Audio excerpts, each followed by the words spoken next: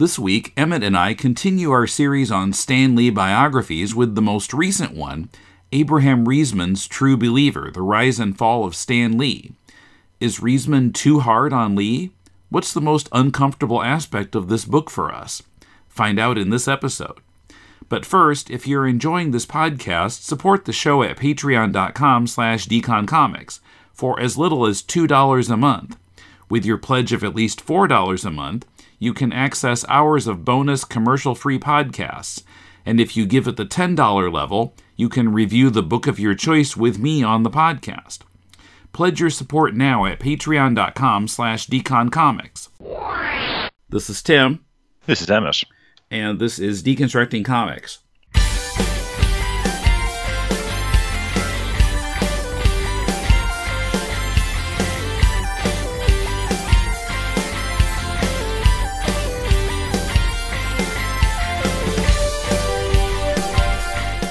Welcome to Deconstructing Comics. This is Tim in Tokyo with Emmet in somewhere in, Victoria State in Australia? Yes. Now, for those of you who've been keeping track, I have come onto the show with Tim, and Tim's introduced me and said he's somewhere in Victoria or in the outback or something like that. And you know, because I've made the comment that where I actually am is a very small place. Yeah, I don't have a clear idea of where it is geographically. Yeah, it's outside Melbourne, but it's a good drive out of Melbourne. It's country Victoria. However, at this juncture, I will usually make some joke about kangaroos, or I will, pooing around my house or interfering folks. In the past week, their campaign has stepped up. It's gotten worse. They're now coming. I may have exaggerated for comic effect in the past about them coming out to our back door. They literally are coming out to our back door now. Like, they're literally up against the house and just defecating everywhere. And we had a little garden patch where we were growing vegetables. I think we had a tarpaulin over it to protect it from some of the bad weather. They tore the thing down. Wow. And like my partner Stevie and I am now apologizing preemptively to her because I'm saying I think I've done something to piss off the kangaroos. I don't know what it is, but something's happened. So life continues to be interesting in this part of the world. Okay. All right. Well, I hope you can keep it a hygienic place to live. You accept a certain level of dirt and grime in your life, when you live in the country, I guess. But like, there is a line. I'm not prepared to cross it. Wow. Okay. Well, on that note, let's get into our book. So, let's get into the grime and filth of this book. We are continuing. This is our second installment in our proposed endless series of reviews of biographies of Stan Lee. And we already talked about Tom Spurgeon and Jordan Raphael's book from back in 2004.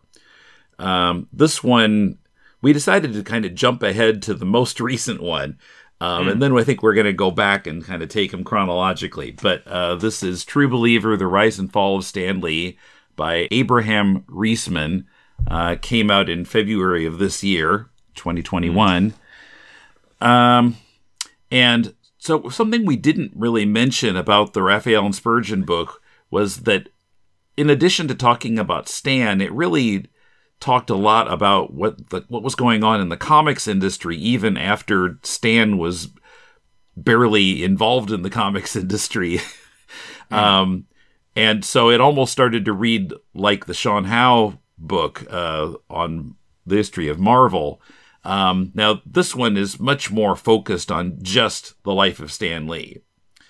And of course, it's written long after the Raphael Spurgeon book and after Stan had passed away. So a lot of stuff has happened since the Raphael Spurgeon book. And also, I noticed that Riesman digs a lot into the material at the Stan Lee archives at the University of Wyoming at the American Heritage Center. who I've also worked with because the archives of Batman executive producer William Dozier are also there. Right. And I actually went there in 2017 to scan Batman scripts. And at that time, I also... They pointed out to me, we've got this box here of Stan Lee correspondence. Would you like to look at it? So I looked at that and I took photos of some of the stuff, and I made that stuff available to patrons way back in late 2017. So if you're a patron, you can go back in the posts and take a look at that stuff. A lot of that is like, letters to Stan from other celebrities. And also, I think some are just like from kids. It's been a while since I looked at all that stuff. But anyway, just to note that that's there. But it did seem like he got a lot of useful information from the archives, a lot more stuff than I looked at the time. It's worth mentioning as well that Riesman dedicates his book to Tom Spurgeon. And certainly I had a feeling, like we can get into it in our discussion, but I had a feeling that the first half or so of this book was very familiar. Mm-hmm. There were incidents, and the narrative, if you like, followed along the same line as the Spurgeon book. It felt very cribbed almost from the copybook of the boy the table next to him in the class, that was my sense of it. Well, yeah, I mean, it hit a lot of the same points. Sometimes he didn't have quite as much information as Lee and Spurgeon did, it seemed like. Like the bit about Stan saying that he regretted giving up his actual name of Stanley Lieber, but Riesman doesn't say why, and as I recall, Spurgeon and Raphael said it was because he really liked the sound of that name, and that we used Stan Lee as a comics name because he was saving his real name for when he could do more highbrow stuff, which he never really did. Mm-hmm. So that was one point where Raphael and Spurgeon had a little more information. But the other thing was that you'd see a lot of these same points, but I kept feeling like Riesman was more likely to blame Stan for stuff, where like Raphael and Spurgeon might try to give him an excuse at some points, like, well, maybe Stan was thinking this when he did this seemingly horrible thing. But Riesman is just like, Stan lied, and Stan, screwed this person over, and to a point, I actually also feel there's two fronts. I think Riesman deflects from Stanley and from any personal responsibility in Stanley's part. The one is the opening of the book. The book opens with this anecdote, this sort of almost mythical story from Jewish ghetto in Romania. 1899. Yes, where you've got this character who comes to the homeland from America, and he's singing these songs of America. He's telling these stories, and everyone's, we should go to America. We'd be better off in America. And the point of the story, and it actually, when I was reading it, have you ever seen the film Magnolia by Paul T. Anderson?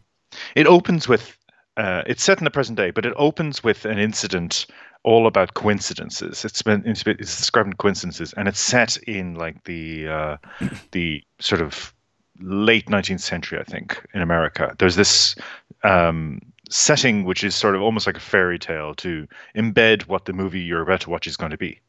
And this is what this is doing too. The narrative tool here is to sort of mythologize Stan Lee and Stan Lee's Jewishness and Stan Lee's identity by going back to Romania, but also elevating the role of the bullshitter. Mm-hmm. The person who tells stories to get a reaction out of people, but has no stake in it. It's all bullshit. He's just trying to get people to do what he wants them to do. So while that is an intriguing way to open a biography of Stanley. I feel almost like it's a de facto defense of him. There's a slight admiring tone at work there.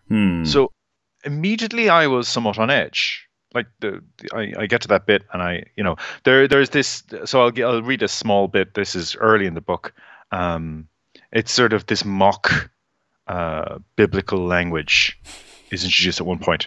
Sophie and Zanfir begat Celia. Celia and a man named Jack Lieber begat Stanley. Less famously, Celia and Jack also begat Larry, and that was it for their begetting. Stanley, as it turned out, sort of begat himself. He invented a character to play named Stan Lee and never got around to being Stanley again. So there's this, in evoking this biblical language in the sense of like a lineage going back to the old country, there's this sense of myth. And it also is poking fun at that very approach. It's mocking and it's slightly sardonic. So we are invited to view Stanley as, the cheeky bugger. The old, in Ireland we've got this idea of the rascal, the trickster.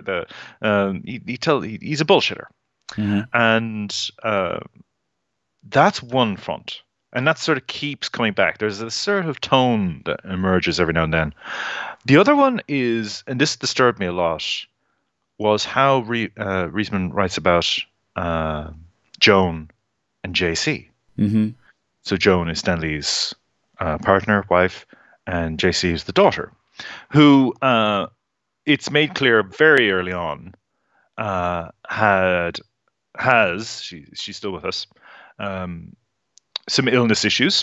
I think if I could put that delicately, she has some issues. Yeah. And we are given no more authoritative a figure than Kevin Smith to weigh in that she's the worst person in the world, apparently, according to Kevin Smith. And this is presented to us on the page as a de facto, this is it. She's horrible. She's a monster. I'm going, I don't care what Kevin Smith has to say about anything, frankly. I am a 40-something-year-old man. I've heard enough from Kevin Smith. But it's just an odd way to frame Stan's professional behavior. You may have heard my kitten there howling outside the bedroom door there. Stanley is presented, therefore, as being driven or pulled in different directions by these two women in his life. Yeah, and how they just spend all his money, and maybe that drives him to make more money and do some of the more opportunistic things he does, because they're, as much as he might be screwing over artists, they're screwing him over. Yeah. Yeah. And Stanley, throughout his life, would always point the finger of blame at the likes of Martin Goodman for making him let people go, or that he had to fire all these people one day and he had to run to the toilet to vomit out of grief each time he did it, all this kind of stuff. So it was never him. He never seemed to take responsibility for anything that would be deemed critical of him. This is how Riesman introduces JC later in the book. So this is how he accounts for her birth. April 18th, 1950, saw the birth by cesarean of Joan Celia Lee, who would much later be dubbed JC in an interaction with Eric Clapton when she was a young adult, or at least that's what she said. That is the most confusing sentence. There's a couple of howlers in this book, but that one, I can see. I've put a note against my Kindle version. I've put a note that just says "what." Yeah, lots of twists and turns in that sentence. What? Okay, so we just met this infant in the sentence, and immediately we're told, well, she's full of shit because she's claiming Eric Clapton gave her name when she was a young adult, and I'm going. So that's where that sort of weird tone emerges. That's sardoning again, and that idea of Stanley's surrounded by these creatures pulling at him, and then as his life starts to ebb away as he arrives at his final days. All those creatures descend on him, and that's the bit of this book that Riesman can deliver that Spurgeon couldn't. Yeah. Because Riesman's still with us, and Spurgeon and Stanley are both dead. So the big draw for this book, I would argue, is the accounting for his final days, which I guess we can discuss. But yeah, well, and for me, I kind of felt like it was getting kind of prurient because it was like just showing all of this malfunction and all these hangers-on who were exploiting Stan, and his wife and daughter, and elder abuse possibility, and I was kind of like, most people who are reading this book want to know about Stan and Marvel. And, it's supposed to be about his life, and I guess it's not out of bounds to talk about some of this stuff, except maybe it kind of is. I don't know. I just felt like, do we really need to go into this? I think it's worth discussing. I think it's certainly worth discussing, as mentioned the last episode we did on Stan Lee, the role of Mr. Paul and all that, and the fact that Stan Lee was willingly getting into bed with people who loudly claimed to be state terrorists, loudly boasted about collapsing regimes. So that's all worth discussing. But it's a question of tone. Mm-hmm. And this is where I was, what kicked my little rant here off was you mentioned that Spurgeon gives Stan Lee an out more. He makes excuses for him. And I think that's true. And actually that was a criticism I had of the previous book, because I remember reading it and thinking, oh, come on, like just say he's a bastard. just do it. But on the other hand, there was also a sense of, I'm hesitant to say objectivity, but at least balance in how he approached the life of Lee. Whereas here, I keep using this, I keep drilling down to the reason why I didn't like this book was the writing itself. It was the tone of the writing. Okay, yeah. Riesman criticizing Stan Lee, I have no problem with that. And in fact, we had an email during the week, didn't we, where somebody was saying, "I don't understand your colleague. My name's Emmet. Your colleague seems people don't pay attention to names of anybody on this show. I'm surprised they know my name." Let's see if I can actually find the email here. This person admires the book. Okay, I do look forward to the examination of Riesman's work because it was clear that Riesman's work was not well taken by at least one host, despite the fact that said host took most of the stances that Riesman took regarding Lee in his book. Okay.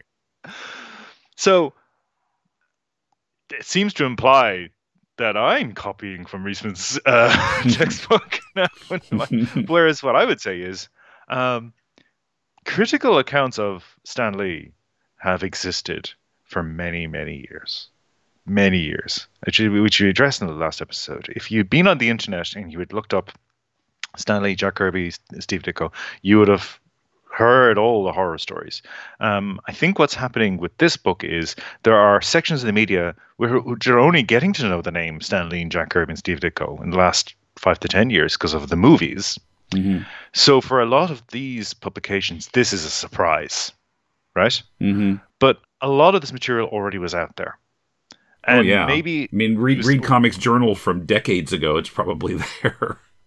Yeah, you take a drink every time Gary Groth has a go, and you'll be on the floor within minutes. This is not unique accounting of this person's life, and if you just look at the progress of early Marvel, you can see all the issues. They're right there on the page, and you can. So I wouldn't say, and I would argue further that a lot of people seeing this book as Riesman really having a go at Stan Lee, I think he's simply delivering the things that he did. But I also think he, as I said, there's a degree of deflection. There's a degree of almost sneaky admiration at work, at Hmm. passages, And what really twists the knife for me, because I don't have a sneaking admiration for the bullshitter. I don't.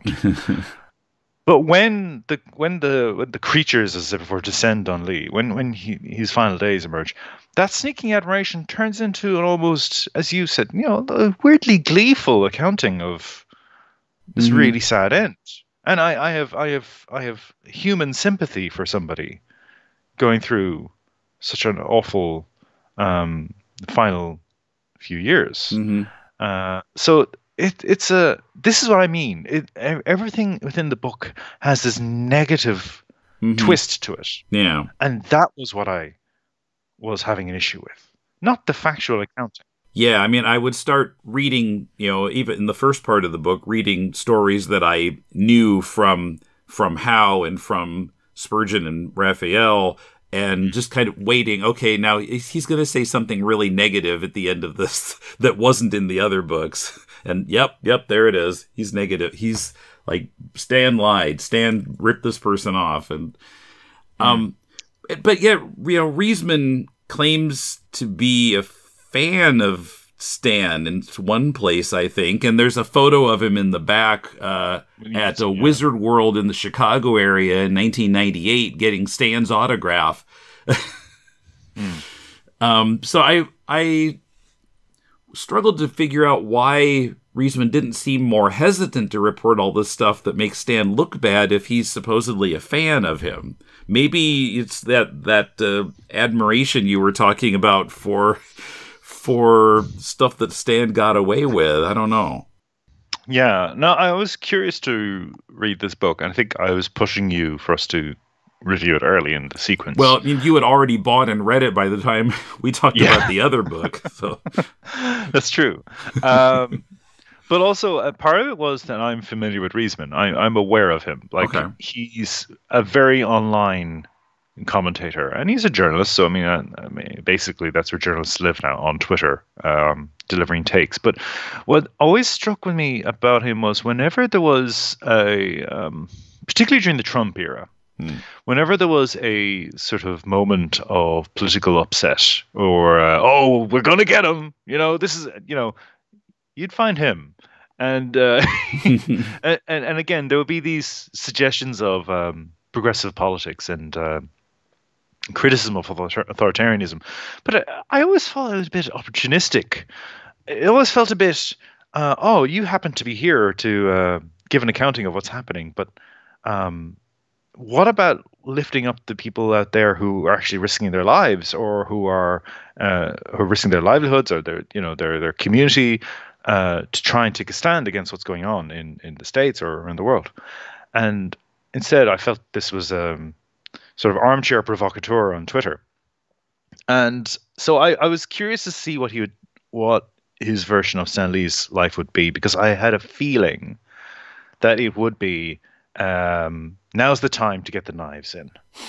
Now's the time, because the movies created this idea of Stan Lee, like the most successful version of the concept of Stan Lee Hmm. was achieved by Kevin Feige and the Marvel Studio movies, where Yeah. he's become this avatar of nostalgic goodness, Well, a friend right? of mine was telling me when I told her what we were going to do with these stand bios, she was saying that her daughter, who is like 19, just loves Stan Lee, and she's not a comics reader. They've watched the MCU movies, but she has all this like admiration for Stan, I guess, and like, well, okay. I've encountered colleagues as well. I mentioned I was doing this with you, and somebody said, "Oh, I thought he was lovely. I thought he was a lovely person." And did you see the Marvel trailer which just dropped about getting back to the cinemas? No, I haven't Marvel. seen that. So Marvel have released a trailer where they tease their next sequence of movies going all the way up to 2023. The Okay. idea being, let's get back to the movies. COVID has locked us in our homes. Let's get back out there, and Marvel will be here for you. And it opens with Stan Lee's voice, giving this talk of togetherness. He's talking about being with your friends and your family, and these people in the world are your friends and family. And I was like, Marvel have achieved the full apotheosis of Stan Lee. He's now a voice on a recording. You can just drop him into things. Just the way they use Walt Disney's voice. You don't need him. You don't need him to turn up on set anymore. You've got all this material about Stan Lee. He's become pure symbol now, and you can just use him to sell your product. And if that isn't the final version of the Stan Lee idea, as you said, he invented this persona as a young person. Now he's long since dead, but Stan Lee's still with us. He's still an active participant in these movies and in the advertising and promotion of these movies. And that's where I can see Riesman, the appeal of getting to the grime of this, because I think it's shocking to a certain audience. But and not to repeat myself, but I think a lot of this is stuff we knew, and even with the fights over his estate before he passed away, and the various factions, there was reporting on that. This was not like stuff that happened behind closed doors. There were people, public figures and journalists, who were trying to raise the alarm that there's something wrong here. And I remember reading all this stuff. But again, this book at least collects all of that in one place. So I'm sure there's people who didn't see any of this, and now they're getting it for the first time. And that maybe explains some of the coverage, which has described this book as a revelation. Yeah, well, I mean, they haven't been reading the Comics Journal. Yes. Speaking of the Comics Journal, we both read, I guess, the James Romberger review of this book. And he feels like Kirby's claims of creatorship get kind of undermined at points in this book. I mean, he plays up Kirby disliking Stan, but he, at the same time, maybe doesn't go deeply enough into what would justify Kirby taking credit for a lot of the creation of characters and stuff. And he particularly points out that there's a place late in the book, pages 289 to 290, where on this 2010 episode of the TV show Hollywood Treasure, the host Joe Maddalena says that he talked to someone who claimed that Stan had, quote, storage units full of original art.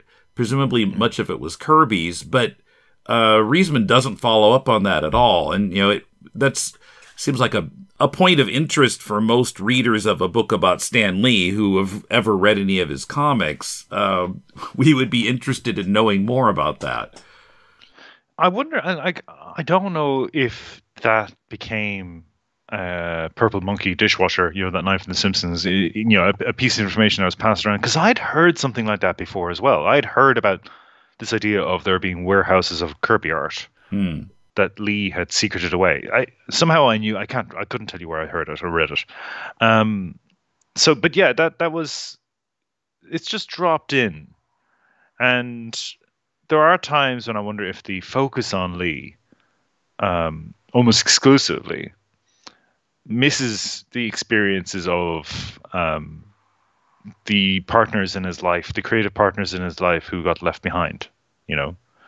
I will admit that actually just seeing it laid out, how much he took credit for the work of others and how much he traveled and appeared at colleges, as we described in the Spurgeon book, and went on TV claiming ownership of all of this work. It is galling. It's quite something to see unfold like that. Yeah. I mean, just explaining the facts there is pretty damning. Yeah. Coming up, cheesy writing devices. Did Stan learn his management style from another famous creator? Riesman's attitude toward Stan's daughter, JC. What does this book say about Stan as a creator? And more. Unlock classic early episodes of Deconstructing Comics. Help me return all the old episodes to this podcast feed and get access to hours of additional podcasts about MCU movies and the early Amazing Spider-Man issues by Lee and Ditko. Support this podcast and our other shows at patreon.com/deconcomics, or you can send a one-time donation via PayPal to mail@deconstructingcomics.com. We appreciate your support.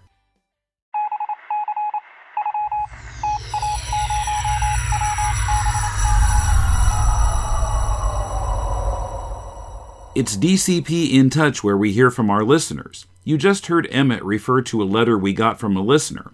It's from Joshua Broxson, and he writes, "Just wanted to post a slight correction regarding the recent book, quote-unquote, as I assume the comment was regarding Riesman's True Believer. The author does indeed mention Sally Kempton by name, pages 139-140, saying basically the same thing regarding her contribution and the importance of her article as was said on the podcast. I do look forward to the examination of Riesman's work because it was clear that Riesman's work was not well taken by at least one host, despite the fact that said host took most of the stances that Riesman took regarding Lee in his book during the breakdown of the Raphael and Spurgeon biography. So I find that odd and am interested to find what is objectionable regarding True Believer. I'll put my cards on the table and say that I found the Riesman book to be very good, well written and very well sourced. Despite being hard on Lee, he did not seem to be hard on him for things that Lee did not merit a closer, less forgiving examination. On the whole, the book takes an open-eyed look at a man obscured by a fog of nostalgia and legend, ultimately finding a human being and very human struggle. Perhaps I misinterpreted what I heard on the podcast, and if so, I do apologize. Thanks for your message. Emmet brings up this message again in the second half of this episode. We'll be back after this. Are you Batman? Oh, you must be, because that's Robin. Hi, Robin. Yes, Batman and Robin are here, and Tim and Paul are also here to evaluate the Batman TV show that took the nation by storm in 1966. How in the name of purple wombats did they manage that? To the Batpoles podcast looks at the writing, the music, the guest stars, how the show fit into its times, and much more. Look for it wherever you get podcasts or at tothebatpoles.libsyn.com. Why, listening to the Batpoles even makes Season 3 enjoyable. Gosh, yes, Batman. When you put it that way. I'm just looking through my notes again, and Riesman shouts out, Ava DuVernay is, directed New Gods movie in development. And I just wrote beside it, ho ho, because that's just been cancelled. That's Oh, has that's it? Gone. Yeah, it's not happening. Okay. It's not happening. People are trying to blame the Zack Snyder movie for that. That the version of the New Gods, the Apocalypse and Darkseid and all those characters, the Apocalypse characters that appear in the Snyder Cut, has ruined the DuVernay movie, or the prospect of a DuVernay movie. I don't know. I could just see them just as easily deciding just to wipe the slate clean altogether. Let's just start again. Let's not do this. I think there is still a Marvel Eternals movie in the works. That's showcased in that Stanley narrated trailer I mentioned. Mm-hmm. Yep. Okay. It's coming out. Yeah. Okay. I don't know.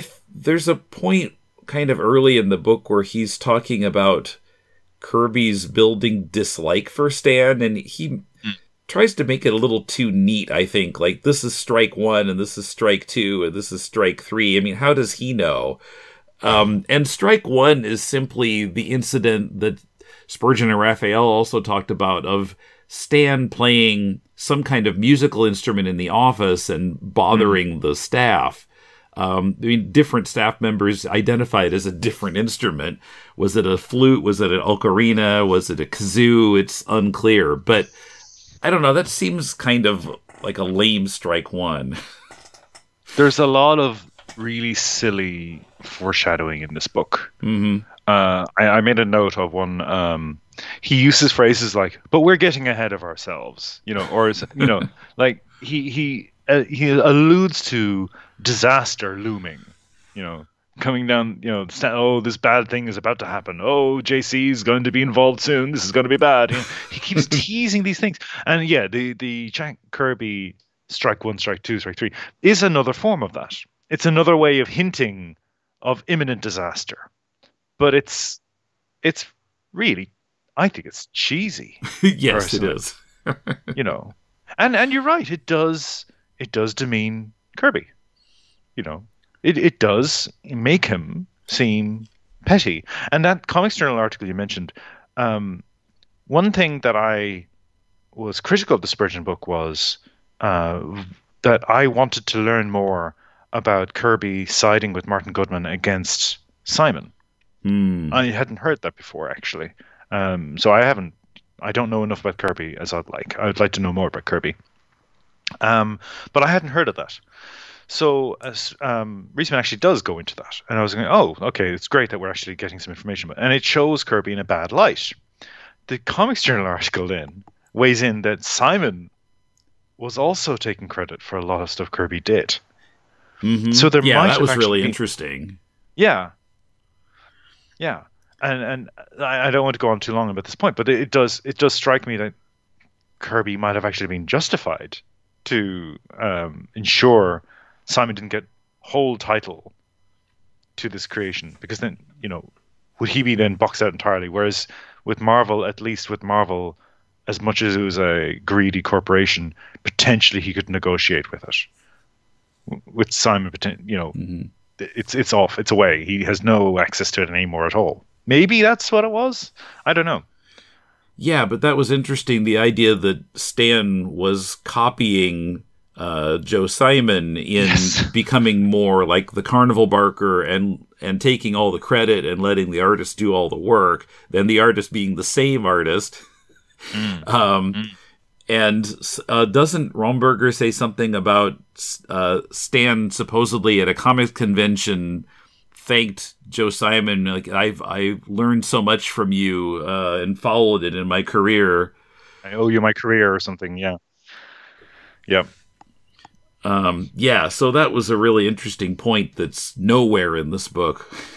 There's another howler I loved. So I'll just read this very quickly.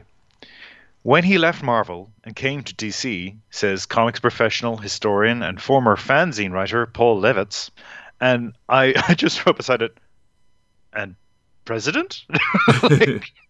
Paul Levitz, famously the president of DC Comics, and I actually think wasn't Levitz instrumental in making sure that DC didn't fully, Kumar, this is your one per episode, raid the coffers of any Alan Moore material for merchandising and for spin-offs, and hence Watchmen 2, Electric Boogaloo, and what's happened since the Jeff Johns book. Before Watchmen, wasn't it Paul Levitz was the reason that, because as much as he was a company man, he didn't want to fully step on Alan Moore's face. And then when he left, he was like, all bets are off. It's like, all right, let's go. But yeah, I love this comics professional, historian, and former fanzine writer. What's he done has he pissed on Riesman's chips or something? Yeah, I thought that was funny. So I also read a review on comicbook.com written by Russ Burlingame. And he felt like this kind of less hagiographic look at Lee compared to some of the earlier bios makes Lee more compelling and human. Well, human, definitely. I'm not sure about compelling. Makes him sound more repellent as far as I'm concerned. I'm not sure if it's an accurate picture either, because of this, the kind of the tone of this book stays pretty negative, it might pull punches in some cases, but still, I felt like it certainly didn't paint a positive picture of Stan. Yeah. And I will continue to rail on this. It's the writing. It's the writing for me. I find it so difficult to stomach. There's a accounting of the Mega Museum, which Stan Lee was peripherally involved with. But it starts off with this: what the museum goers were unaware of was the fact that this museum would one day prove controversial, given that Max Anderson would later be accused by JC of taking items in it from Stan's possession unlawfully. Though the fluorescence shone brightly in the convention hall, the shadows stretched long. Now, is he... Let's be fair. Is he mimicking Stan Lee's purple prose? Perhaps, yeah. Or is this his prose? That's my question. But, yeah, I mean, it's so kind of convoluted sounding and kind of complicated in a way that Stan Lee's prose generally wasn't. Yes. This kind of another one of these meandering sentences. You're going from A to B via L and X and Q. Yeah, like the Comics Journal article that we discussed before. I thought it was a very good article. I thought it was interesting. Personal accounting, I guess, is what I would say. It was somebody who knows some of the parties involved and is now reacting to this book. Yeah, from direct experience. So I think that's a useful thing to have. Well, and I wanted to say one other point from that article was that Riesman quotes Mark Evanier saying that Kirby found all the Marvel continuity cumbersome, when in fact it seems likely that that Kirby was much more responsible for all that continuity than Stan was. Yeah. Yeah, and he would have worked with the likes, as we mentioned last time, the likes of Gardner Fox and so on, who would have already been introducing this. Mm-hmm. So it wasn't a unique idea. No. It was something that was in the air already. Although Stan took credit for it, of course. It was all his innovation. Exactly. And what I was going to say about that Comics Journal article as well is that some of the sentences in that were extremely long. It's like, okay. Oh, it's a very dense article. I had to change in my browser to reading view because it was making my eyes hurt. Like I respect it, but at the same time, I would have got the red pen out and started putting in like full stops and paragraphs. Maybe the occasional bullet.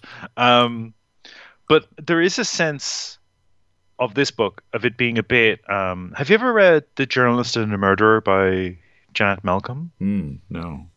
So it's interesting. I think it's New Yorker. I think she wrote for New Yorker, and it was a series of articles, and it's been turned into a book. But essentially what she's writing about is when you are a journalist and you are covering a subject, don't get too close to the subject. There's meant to be a distance there. There's meant to be you're writing about somebody in as objective ways you can. And I feel a lot of her argument, and I think she's received criticism from people because they don't agree with her, but a lot of her argument rests on that too much of modern journalism is fixated with the allure of the subject, the celebrity, the criminal, and they get too involved in their lives. And there are bits of this book where I felt that was happening.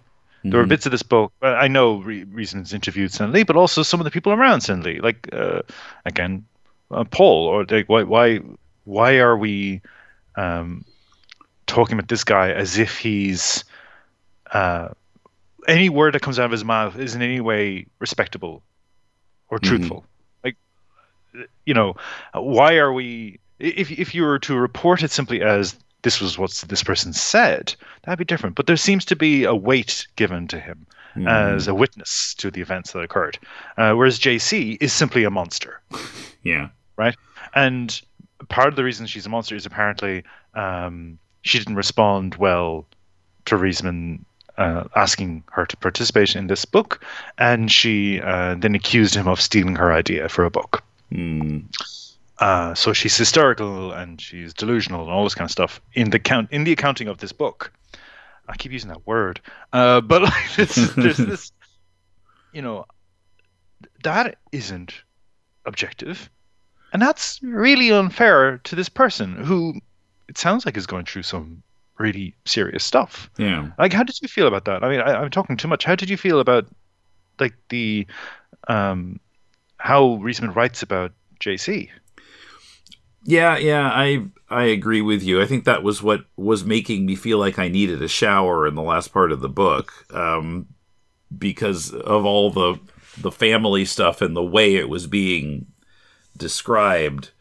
And yeah, I mean, we just have to take his word for it because we don't have any more objective source on JC or Joan, Apart from Kevin Smith. But well, yeah, okay. But yeah, I that's part of the reason I felt uncomfortable with the last part of the book. Yeah, it's not a pleasant read, which why should it be a pleasant read? But it's certainly I feel complicit somehow when reading. You know what I mean? Like I feel like I'm being invited to ogle at the spectacle, and I don't want to. I want to know the facts in as much as we can determine the facts, and maybe I want to see the parties involved described with a little less sneaking sympathy, a little less of the look at this person getting away with embezzling all this money. Is it true that Americans also have a high regard for the chancer, the cheat, who gets away with it, like the sort of career criminal? Isn't that something that people say that might be accurate? Yeah, I mean, from my impression from this book, remember in our previous Lee review, I was saying that I had the impression that Kirby and Lee were kind of like Lennon and McCartney and editing out each other's worst points. Reading this book, I feel more like they're Lennon and Brian Epstein, except Epstein had the sense not to take credit for any of the music. But yeah, I mean, Lee doesn't seem like much of a creator at all. Because, anything that he did that wasn't with, the Marvel artists was so kind of lacking. It just, half an idea or something really distasteful or just didn't make any sense. I mean, ideas both from like the 50s before the Marvel era and after he left Marvel, none of those ideas really sound good. Yeah, I did laugh at this one here. Future. Population growth is out of hand. Government has a week each month when people are paid a bounty to murder anyone. And I was like, oh, it's The Purge. He came up with The Purge. Admittedly, not the worst of his ideas. There is again, like people talking about Riesman attacking Lee. There is a story in this book about, and I didn't make a note of the, I don't have the page reference, but there's a story, and I've seen it in there's a Netflix show called, I want to say, The TV Shows That Made Us, The Toys That Made Us. I think it's The Toys That Made Us, and it's all about Mighty Morphin Power Rangers. I've heard of that, yeah. Yeah, it's a good show. It's well edited. It's quite humorous. They get some good subjects in there. Larry Hama appears a bunch in the G.I. Joe episode, and I love Larry Hama so much. So it was great to see him. But anyway, there is this story that Stan Lee took to television producers, the idea of adapting a Japanese show into something similar to what Mighty Morphin Power Rangers eventually would be on the Saban. But that never happened because he got laughed out of the meeting room. Again, he's bad in the meeting room. But we are shown this in the docuseries, and then less convincingly here. I actually think the lady, she was the president of Marvel at the time. I'm blanking her name, and I apologize to her. She when she was on camera in this documentary series, she sort of, gives a good account, version of the story, where Stan Lee was full of ideas and he had this great idea to do this, and they just didn't go with it. Whereas in the book, it actually comes off a lot weaker, and you do have a sense of like he's just latched onto this thing. He thinks it's going to be amazing. Riesman also is like, and as we know, that would have been amazing. But like, we don't know that. We don't know that because the Saban version of Mighty Morphin Power Rangers, which takes this idea of cutting up footage from actual shows that have already been aired, and then throwing in some live action stuff that they've shot in a studio, and then just releasing it as an English language show. That was a very awkward product, and it hit at the right moment, and people loved it. But there's no guarantee it would have been a success at any other time. There's no guarantee it would have been a success under the aegis of Stan Lee. So he's giving him an immense amount of credit for something that didn't happen. Right? Yeah, that somebody else made work, and he might not necessarily have made it work. So after the fact, people are saying, and I don't know if Stan Lee was putting this around too. Perhaps he was. I imagine he was. But after the fact, people are saying, "Oh, Stan Lee would have done that." Yeah. Oh, her name was Margaret Loesch. Thank you. Gosh, apologies to Margaret Loesch. Yeah, no, and she, I think she was the president of Marvel at the time, or she was president of Marvel Entertainment. Maybe I think she was doing the television. I think that must be it. Let's see. So she was a television executive, I think, at NBC. Right, because they're talking about when they bought Spider-Man and His Amazing Friends. Yes. And then I think doesn't she change jobs? I'm skimming here around page 210. I've introduced this awkward moment, so I'm going to ride it out with you. It's my fault. Margaret Loesch was president and CEO of Marvel Productions from 1984 to 1990. Well, I don't know, but she was in those meetings where he floated this idea of adapting the Super Sentai from Japan, and the network executives were like, no. Yeah. And one of them says to Margaret, Margaret, how could you show me this? You're the executive producer behind Muppet Babies, an Emmy Award-winning show. How could you show me this garbage? Yeah, and Stan said, "We weren't wrong, Maggie. This is just typical. This is what I faced my whole life." As it turned out, another producer got his hands on the Japanese show called Super Sentai and developed an American adaptation a number of years later. It was called Mighty Morphin Power Rangers, and it was one of the biggest children's hits of the 90s. So? Yeah, I mean, you can almost see Stan adjusting his necktie and saying, "No respect." Yeah. Like Rodney Dangerfield. No respect at all. So yeah, it's like, people are reacting to this book because it depicts Stan Lee in what is seen to be a negative light. You can take or leave that as an interpretation of the book, I guess. I am having a hard time understanding why people read this book and weren't tripping up on these sentences that really I have a hard time with, because it's just like, why?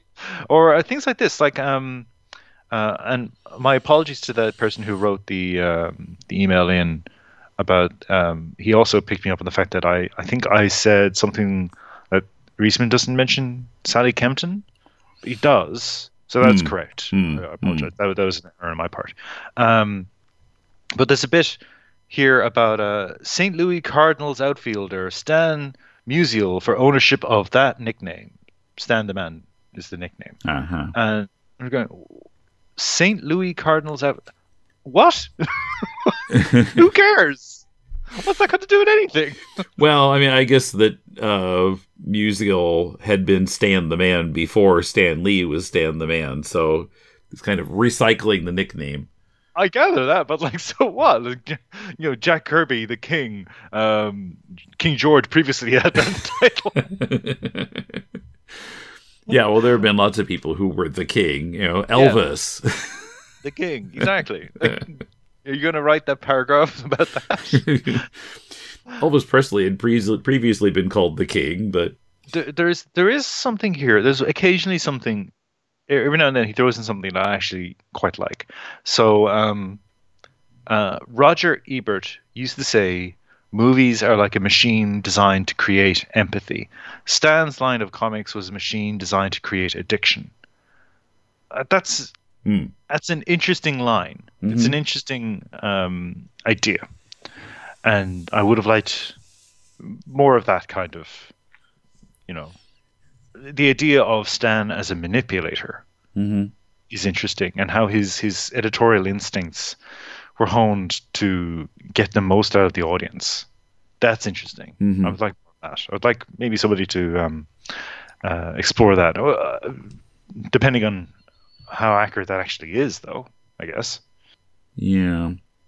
Well, yeah, it's just interesting to me how Stan was not good at what he wanted to be good at, and maybe good at what he didn't care about being good at, because he was good at marketing, he was good at managing. I mean, the Marvel method, for all of the controversy it led to, it was a good it was good in terms of the management of, I'll let the artist kind of run wild, and I can just fill in some dialogue. And then, when it came to credit was where it became a problem. But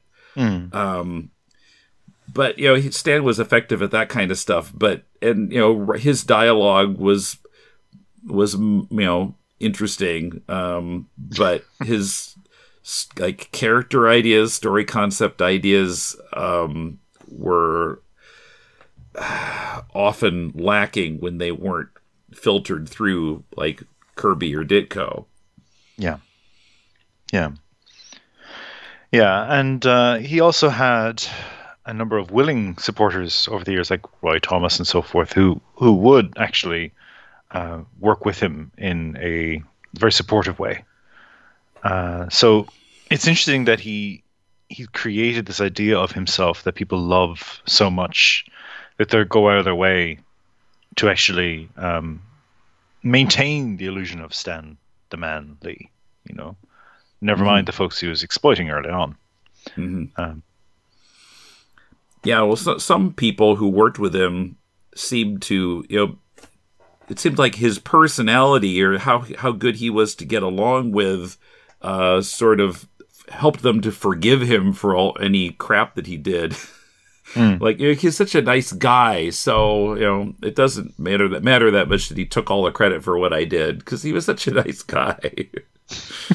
Is what I feel like I'm reading in some of those interviews. Yeah, and this is where that's why my hackles are raised by the stuff about Joan and being a greedy consumer of Stanley's wealth and spending all his money and forcing him to go out and earn more money so he can keep a roof over his family's heads, and JC as well being sort of maligned as this toxic person who is driving her father to such anger that he's shrieking at his daughter, but she made him do that. You see, she made him do that. That's the version, which is very distressing for me to read. Very distressing, because she's his child. Yeah. So what, and well, again, mental illness is a terrible thing, and potentially, but it sounds as if the home environment was very unusual. Let's just be polite and leave it there. So, like, what was it like for a young person to grow up in that, and this notion of having to be famous? And again, the story of Kevin Smith sitting with Stan Lee and talking to him about like what to do next, and then JC inserts herself into the conversation. It's like, oh well, you'll have to deal me in too. And Smith gets up in disgust and walks away. But does he not realize that's what her father told her to do her entire life? Like, be a shameless huckster, get into it. Always put your hand out and go, all right, There's a I don't know if this is like to like, but there's a similar story about Carrie Fisher is approached to do the Star Wars sequels that we just survived. So she's approached, and I think J.J. Abrams is involved, or Lucas is involved still. I'm not really sure, but one of those people are at the table as well. And I think Mark Hamill's there. So they're trying to getting them back, getting the old stars back to sort of do a handover in this movie to new actors. And then Carrie Fisher's like, oh, well, Billy will have to be in it too. Her daughter, Billy, Billy Lord. And that's charming. But it's also hucksters in a way. It's like, I'll keep it in the family. I'll get my daughter in there. And she's, that's lovable. But this is horrible. Mm. This is JC exploiting her father's fame so she can make more money. Oh, how awful. How terrible. Yeah, I think I've... Have I presented a coherent argument as to why I do not like this book? Yeah, I think so. Okay, well, I think we've said enough about that. So I should give people a heads up, probably about the same length of time as before, like about a month maybe. Our next book, we decided to go back to the oldest of the Stan Lee bios from 2002, Excelsior, The Amazing Life of Stan Lee by Stan Lee and George Mayer. Undoubtedly a much more positive portrayal of Lee than we've seen in either of the other books. And, more probably, I'm assuming, much more slanted in a positive way and covering up many of the less positive traits we've seen. Yeah, and I also have in my hands Amazing, Fantastic, Incredible, A Marvelous Memoir, which is Peter David and Colleen Doran's adaptation of that biography. I think you received a copy. Right, Adam, who I've been doing Critiquing Comics with, had a copy of it that he didn't need, so he mailed it to me. So I've got a hard copy of that here. And I just happened to open this page, and it's Stan and Joan meeting the Clintons, and that's the left page, and on the right-facing page, it's Stanley introducing Pamela Anderson, the stripperella character, which is quite the juxtaposition, actually. So, anyway, looking forward to talking about that someday too. Yes. True Believer, The Rise and Fall of Stan Lee is published by Penguin Random House. You can help Deconstructing Comics and all our podcasts by joining us on Patreon at patreon.com/deconcomics. And go to deconstructingcomics.com to connect to us on Twitter, Facebook, or YouTube, to shop on Amazon to support the show, and to find links to subscribe to the podcast. Our theme is by J.B. Anderton. If you're looking for some constructive feedback on your comic, send it to us and we'll critique it on our spin-off podcast, Critiquing Comics. Send it to mail@deconstructingcomics.com. We'll read at least 30 pages of it and critique it on the show. The next episode of Critiquing Comics will be out on May 29th. Way back in 2014, I interviewed creator Xander Cannon in his studio in Minneapolis. That was in episode 395. Next week on Deconstructing Comics, Emmet takes a turn talking with him, focusing on his 2004 collaboration with Alan Moore, Smacks. So be here for that conversation next week. Till then, this is Tim, and thanks for listening to Deconstructing Comics.